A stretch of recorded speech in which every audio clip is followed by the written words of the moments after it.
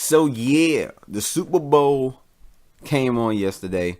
I really don't care for it. I just came for the trailers, and that's what I'm here to talk about. Welcome to episode 108 of the Take One Podcast. I am your host, August C. Jones, and I was supposed to put this out last week, this past weekend, but I didn't end up doing it. Some things came along, but I moved around some things, and so since the Super Bowl came and went, there's some trailers that dropped that I want to get into. Now, this was an underwhelming Super Bowl. I mean, we had some new trailers that dropped, but for movies that we had already seen a crazy amount of stuff is Alita Battle Angel as well as Captain Marvel, which I'm not going to touch on those because all those were, good trailers. They really didn't, tickle my fancy, lack of a better words.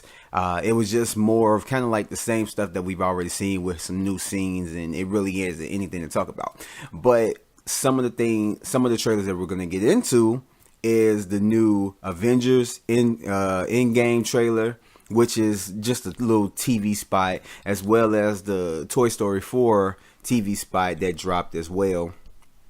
And then a Hobbs and Shaw trailer that dropped last week. We're going to get into that. We're going to get into the box office. And then I'm going to finish it off with a movie review. Yeah. So with that said, let's jump right into the Avengers Endgame TV spot. There is really nothing to say.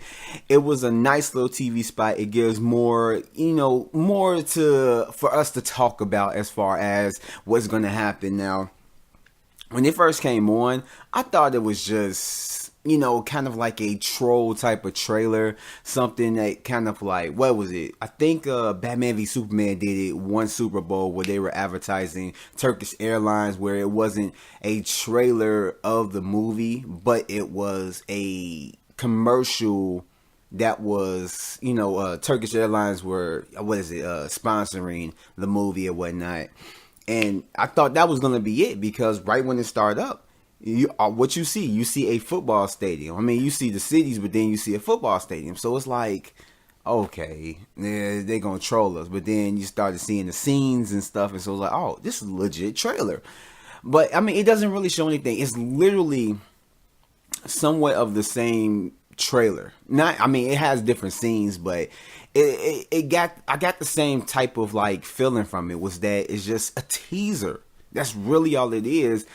At this point, I want a full-fledged official trailer. I had this thought in my mind. I don't know if they're gonna do this, but I think that these are all gonna be the trailers. I don't think that they're gonna give us an official trailer. They might give us one official trailer, but I think that from now on, all they're gonna do is just give us little TV spots, little minute something trailers or 40 something second trailers and stuff like that. But they're not gonna give us a whole lot. They're gonna basically, have it to us to where we're gonna have to wait to see when the movie comes out. I hope that's not the case because I really want to see a full-on trailer with this. But, I mean, you see a few interesting things in the trailer. You see that Tony Stark and Nebula are on the same ship, and it looks like they're trying to get things, going. You see Rocket and all the rest of the Avengers that are on, that are on Earth, and them getting ready to do whatever it is they about to do. And it's just really just a lot of scenes where it's showing like Steve Rogers in a meeting where they're trying to cope with the losses of like people that just disappear. So you can kind of tell through this trailer that maybe not a real big significant time has passed, but at least a day, like some days or weeks or whatever have passed from the dusting or whatever you might want to call it, dust apocalypse or whatever the heck. And it really doesn't show too much. You got Ant-Man in there. He's suiting up along with War Machine. You got Thor. We don't know. I don't know. Like, I haven't looked at a lot of the videos on YouTube of like just the breakdowns and stuff. But you see Thor walking through something. We don't really know what it is. He's holding Stormbreaker. See Rocket Raccoon coming to a trailer. Not a trailer. A cabin or whatnot of sorts. That's what it kind of looked like. And it really doesn't show anything. Like the first official trailer, and I'm doing finger quotes or whatnot, it was like that kind of showed a little bit more. This was just literally a teaser. I put down in my notes that this trailer kind of seemed like a teaser to a teaser trailer, or not a teaser trailer to a trailer. It didn't really seem like it was meant to make a big impact. And at this point, I don't know, like, I really want to see an official trailer. Like, it's only so many times you can give us these few, 20-second, 30-second minute trailers before, we start to be like, okay, come on, give us something. This movie is not that far off. We're about, like 2 months away, 2 months and something away from this movie being out. And we still have not, in my opinion, have not gotten an official first trailer. And I mean, I'm not talking about what they gave us, last month. I believe that's what, not last month, December. The first official kind of like teaser trailer they gave us. I'm talking about like a full-on trailer where you see some action set pieces and stuff like that. You see like a lot of crazy stuff that's going to get people jumping out of their seats, watching the trailer over and over and over and over and over and over and over and over again. As of right now, the trailer was cool, but I just hope that the next time they give us something, that it's something that we can sink our teeth into, not something that we can just put like, a little nibble on. Like, nah, we need more than that. You made us wait a long ass time just to find out the title to the movie was the title that everyone that came up with, like literally right after Avengers Infinity War. So I ain't gonna say owe it, but I think at a point in time, after a while, you're going to have to start giving us something that we can develop, envelop, or consume, basically. But yeah, and that ends that. Let's jump right into the Toy Story TV spot, which that's exactly what that one was. I mean, it's really nothing to say about these. Like I said, this was underwhelming. I like the trailer, or I like the little TV spot that they put out. I did like it, but it wasn't anything to knock my socks off. It's not really showing too much with like the synopsis, what the the movie is about. It doesn't really give us too much with the movie, and it's like, why are y'all not giving us anything? I mean, you're really not giving us. Because look at it. The only movie from Disney so far that we care about, that we didn't got a lot from, is the Dumbo trailers. Other than that, Lion King is just a recreation of the first scene of the original film. Really not giving us anything. Even though we know how the story plays out, we really not giving too much of how other parts of the movie look, the other characters, how they sound, and stuff like that. We haven't really got that. Avengers Infinity War, same way. Toy Story 4. Yeah, this trailer, the other trailers, not really giving us too much. And it's like, man, we need something. We really, really need something. But the one thing that I can actually look at and just point out of this Toy Story 4 teaser that we got, this TV spot, is that just how good it looks. Now you can look, I'm just like, look at just the technology and advances in that technology that Pixar has been implementing all over the years. Like, look at the texture in the background of like when Buzz Lightyear is on the little thing, whatever, when he's zip tied to the board or whatnot, or the gate or whatever the hell.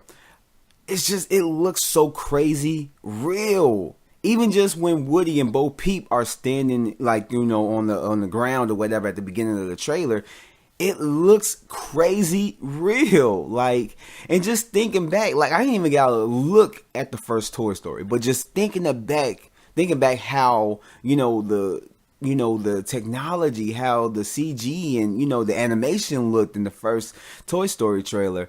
And I'm just like, man, this is crazy how much it has developed throughout the years. So yeah, I don't know. That's the one thing that really, really stood out to me, is just when you look back at the other movies and see how far, we've advanced in technology when it comes to like movies like that, the 3D animation or whatever, digital animation. It's crazy to look how far we then came. Like it's just, I don't know. That's one thing that truly stands out to me every time that I've seen this trailer, and it's crazy. And so the next and last trailer that we're going to touch on this podcast is the Hobbs and Shaw first official trailer. Now, this is an official trailer.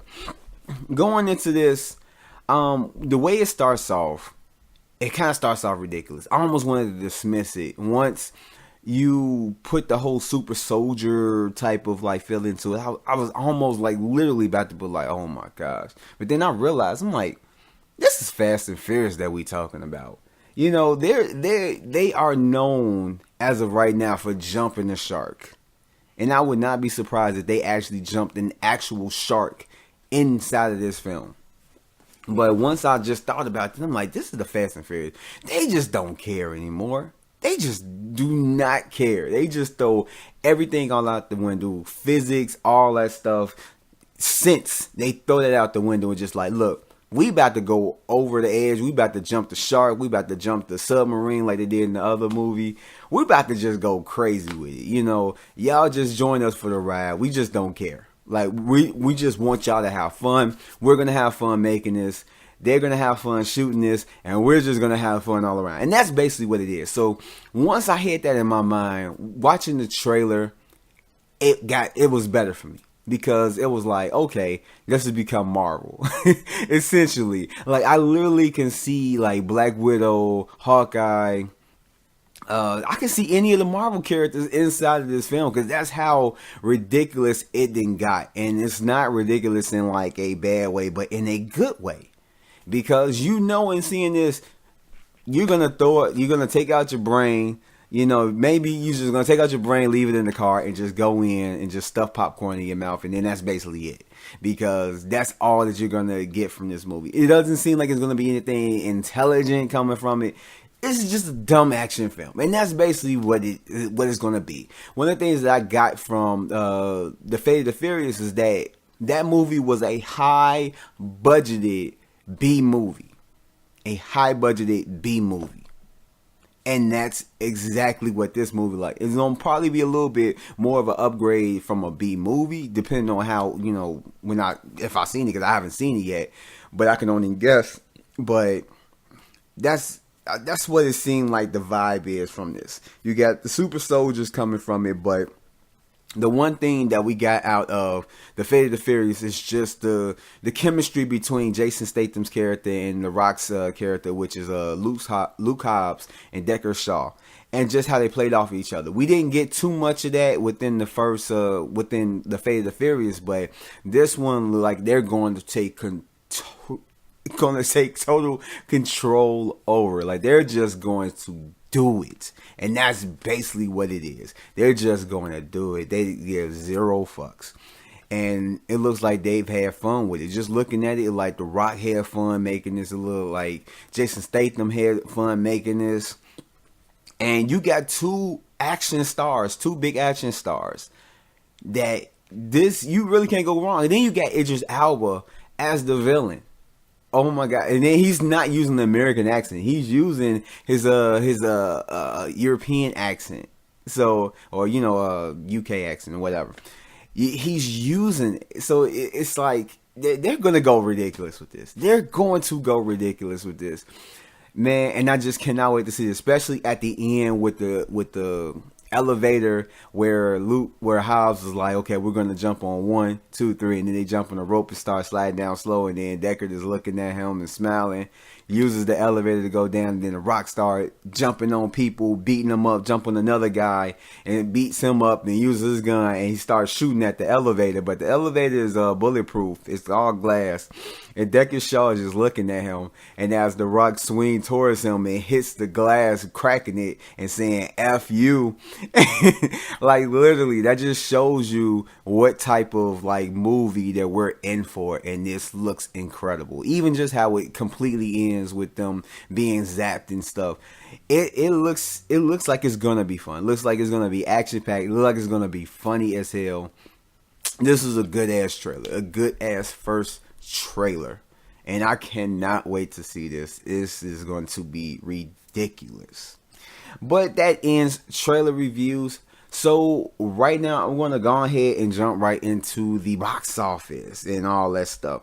So how I do the box office every week is basically I give you my last week prediction of what I thought was going to, take the weekend, the top 5. And then I'm going to give you what actually took over the top 5 this past weekend, what movies are coming out this week, as well as my predictions for this weekend. So without further ado, let's go ahead and jump right into it. Basically, my whole predictions last week for this weekend was that I didn't think Miss Bala, which was the only movie that came out this past weekend, or the only major movie that came out this past weekend, I didn't think that was going to do that well. I didn't think it was going to crack the top 5. So my list was Glass at number 1, Upside at number 2, Aquaman at number 3, Spider-Verse at number 4, and The Kid Who Would Be King at number 5. And so I was kind of close, but Glass still remained at number 1 with 9.5 million. The Upside took the number 2 spot with 8.6 million, and Miss Bala came in at number 3 with 6.8 million, and Aquaman took the number 4 spot with 4.8 million, and Spider-Man Into the Spider-Verse over the weekend did 4.5 million. Now, this is what stands out to me is basically what I said. Miss Bala, I didn't think that was going to make it into the top 5, and it ended up making it into the top 5. Number 3 at that. I really didn't think it was going to make, if it was, I really had no thoughts that it was going to make it at number 1. Maybe within, I would say if you would have asked me last week if it did crack the top 5, which spot did you think which spot did you think that was going to take it? I probably would have said number 4 and number 5. It did a little bit more than that, but I seen it last night. That's the movie that I'm going to review on this podcast, so you'll get my thoughts later on. But, I didn't think it deserves to be in the top 5. I really didn't.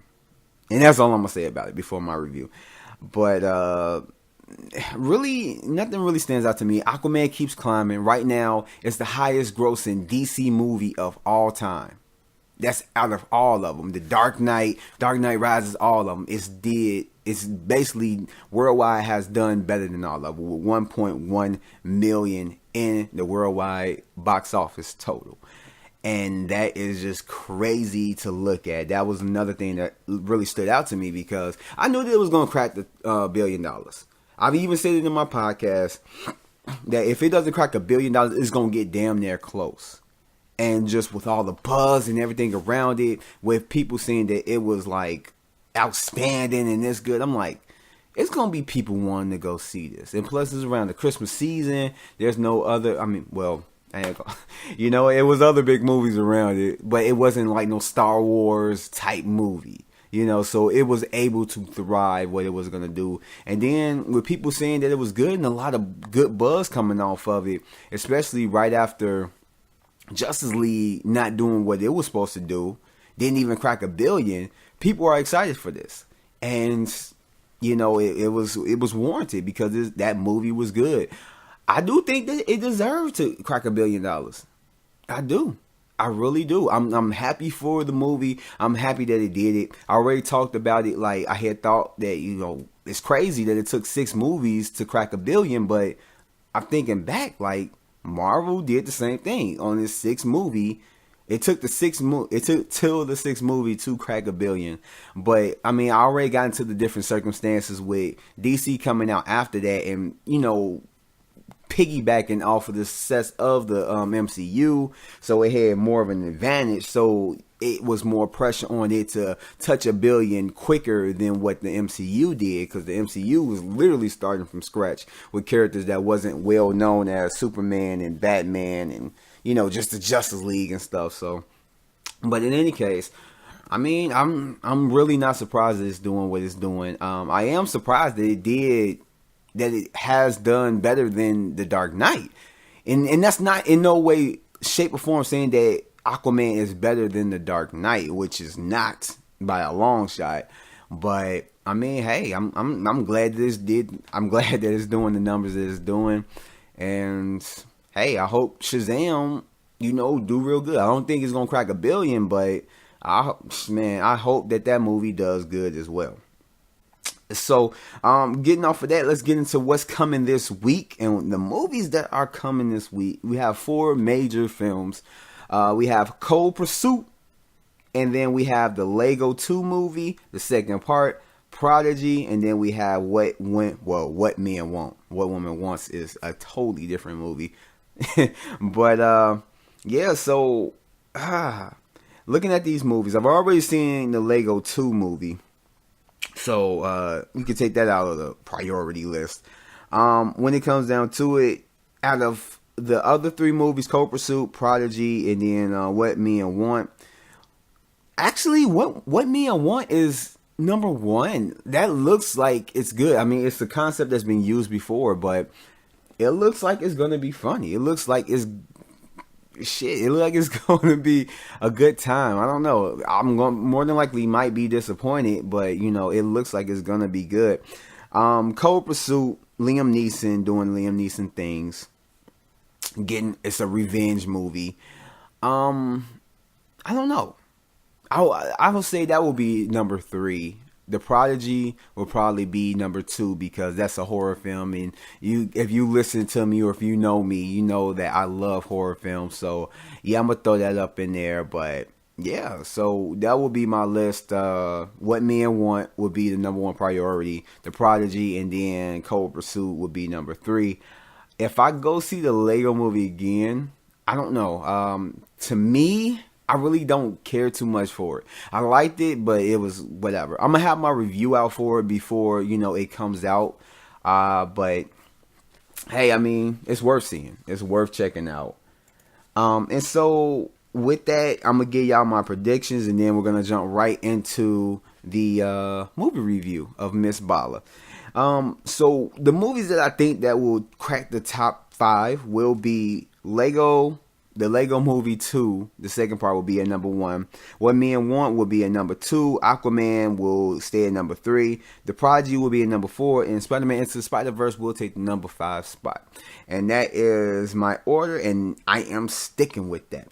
So with that said, let's go ahead and jump right into movie reviews, which we're going to just talk about one movie since we're running kind of low on time. So I want to go ahead and get that out the way.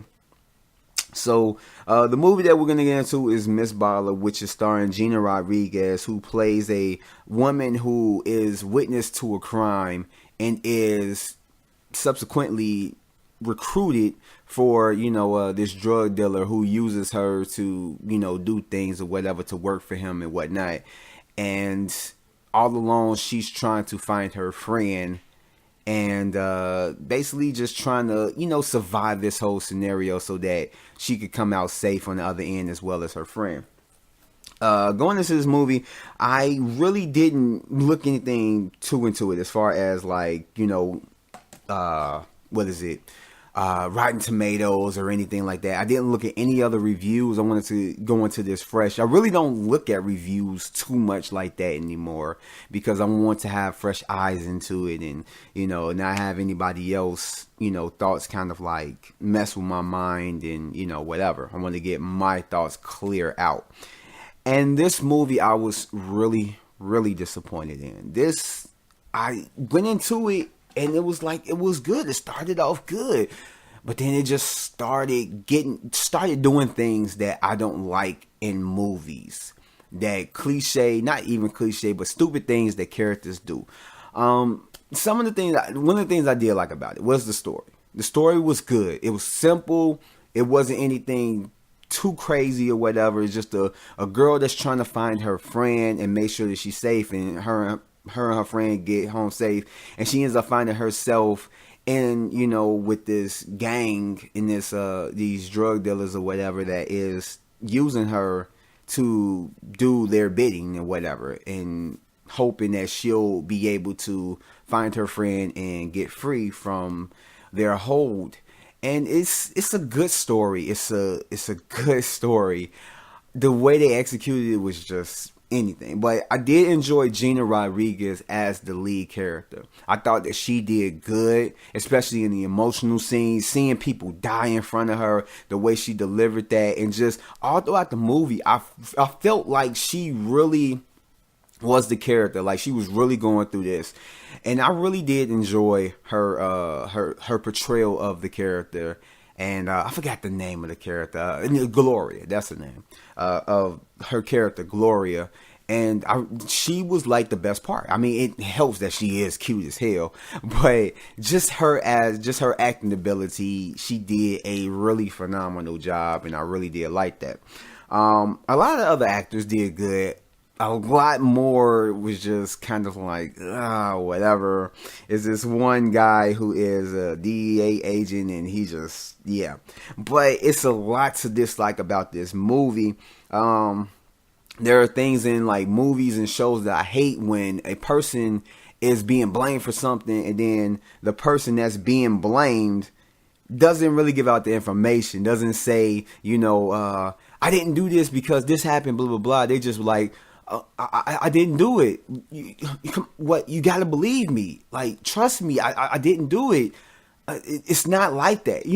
They say stuff like that, but they're not pleading their case as to why that person should believe them, or, why they're innocent or whatever. And this movie does that. And I'm just like, and then there's unbelievable things that happen into this. There's situations where characters are in, and it's kind of like, more should be happening to them, but it doesn't. I can't really get into it because I'm really trying to like stray away from just it being a spoiler or whatever. But if you see the movie, then you'll know exactly what I'm talking about. But just certain scenes have certain characters go into it, and you think more should happen to the character, but don't. And it's just like, really? Is this really believable? Is this really how this will happen? As well as there's inconsistency.